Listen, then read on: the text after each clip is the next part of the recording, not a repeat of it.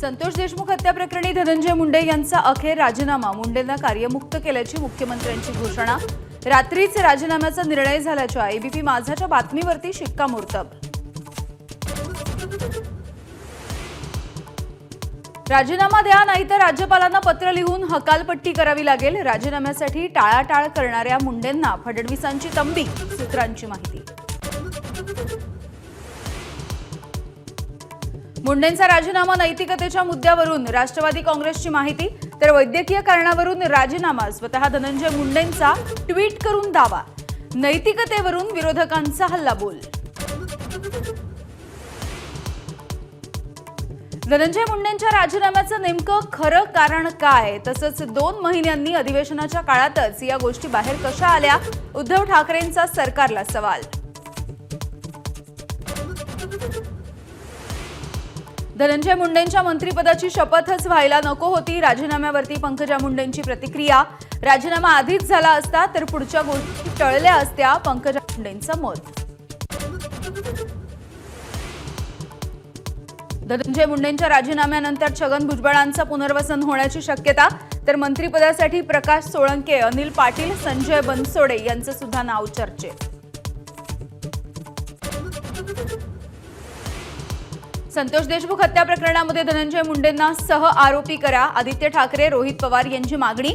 खंडणीची बैठक सातपुडा बंगल्यावरती झाली होती, सुरेश धस यांचा आरोप। धनंजय मुंडे यांना देशमुख हत्या प्रकरणी सह आरोपी करणार नाही, खात्रीलायक सूत्रांची एबीपी माझाला माहिती। चार्जशीटमध्ये सुद्धा धनंजय मुंडेंच्या विरोधात थेट पुरावा नसल्याचा दावा। धनंजय मुंडेंची आमदारकी रद्द केल्याशिवाय गप्प बसणार नाही, अंजली दमानिया यांचं आव्हान। तर हा राजीनामा नाही, ही तर हकालपट्टी, करुणा मुंडेंचा हल्लाबोल।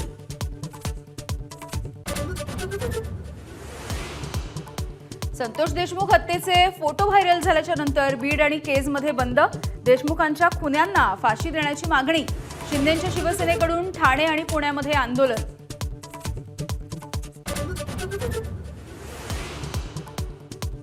विधानसभेच्या विरोधी पक्ष नेतेपदासाठी भास्कर जाधव यांच्या नावाचं पत्र ठाकरेंकडून विधानसभा अध्यक्ष राहुल नार्वेकर यांच्याकडे सुपूर्द।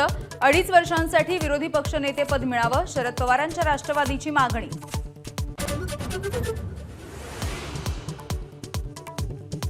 औरंगजेबाचं उदात्तीकरण करणारं वक्तव्य अबू आझमींना भोवण्याची शक्यता, निलंबनाच्या कारवाईची सुद्धा मागणी। वादंगाच्या नंतर अबू आझमींकडून वक्तव्य मागे घेत असल्याची घोषणा।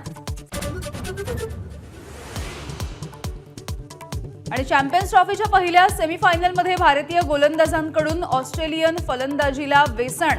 स्मिथ कॅरीच्या अर्धशतकानंतरही ऑस्ट्रेलिया मोठ्या धावसंख्येपासून दूर।